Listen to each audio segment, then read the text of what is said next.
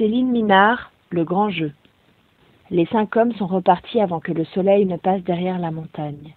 Le pilote préfère éviter les vols de nuit, et les 8 voyages qu'il a effectués aujourd'hui avec ses longues minutes de stationnaire précis ont requis suffisamment de son attention pour qu'il ait envie de se détendre dans la vallée. Les 4 techniciens étaient dans cet état de fatigue euphorique que procure le travail accompli. Ils ne pensaient qu'à redescendre, prendre un peu de repos, retrouver leur foyer. De mon côté, je n'aurais pas apprécié outre mesure de devoir leur offrir l'hospitalité, et peut-être l'ont-ils senti, ce qui est sans importance. J'ai confié au pilote l'ultime paiement en espèces, qui met un terme à mon projet qui n'en est plus un, puisqu'ils m'ont aidé à le réaliser.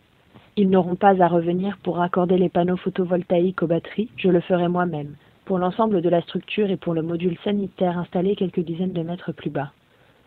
Quand le bruit de l'hélicoptère a été absorbé par la distance, j'ai senti l'épaisseur de l'air et j'ai pu voir le tube de vie dans lequel je vais désormais m'abriter et passer mes jours, si ce n'est mes journées.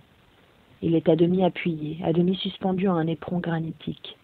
On dirait le fuselage d'un avion posé en équilibre entre le vide et la pierre, mais je sais qu'il est solidement arrimé à son rail d'acier, lui-même fixé et boulonné sur 2 mètres d'épaisseur de roche-forêt.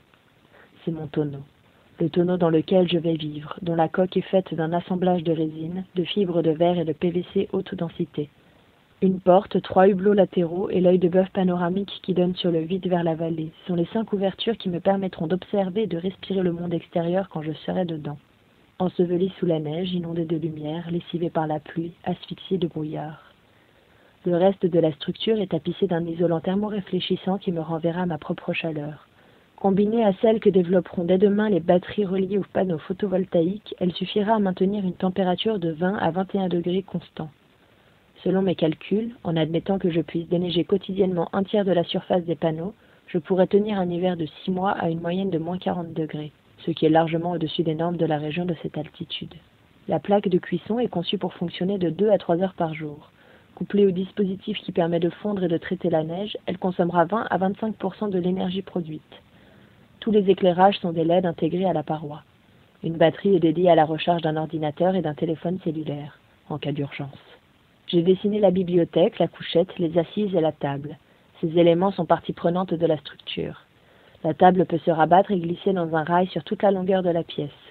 Les assises latérales, situées de part et d'autre de l'œil de bœuf, sont amovibles. La couchette est fixe. La bibliothèque également, en partie. Un cube indépendant de 70 cm de hauteur peut faire office de table basse ou de siège. Il contient un coussin rond bourré de capocs et un tapis de 8 mm d'épaisseur. 2 placards intégrés sont destinés aux vêtements. La vaisselle est contenue sous l'évier. La carabine et les munitions sont sur le rayonnage au-dessus de la porte. Les skis se remisent en entrant dans le coffre vertical, au-dessus d'un compartiment prévu pour contenir 3 paires de chaussures. Un stand recevra mon violoncelle quand j'aurai renvoyé son étui rigide dans la vallée. Il est en bois de hêtre comme l'arrêt de pie. Il s'harmonise avec l'habillage de chêne plaqué, ignifugé et hydrofugé des parois internes et du mobilier encastré. Les portes comme dans un bateau, il faut lever le pied pour les passer. C'est une belle planque. Aujourd'hui a lieu la première rotation nécessaire à mon installation.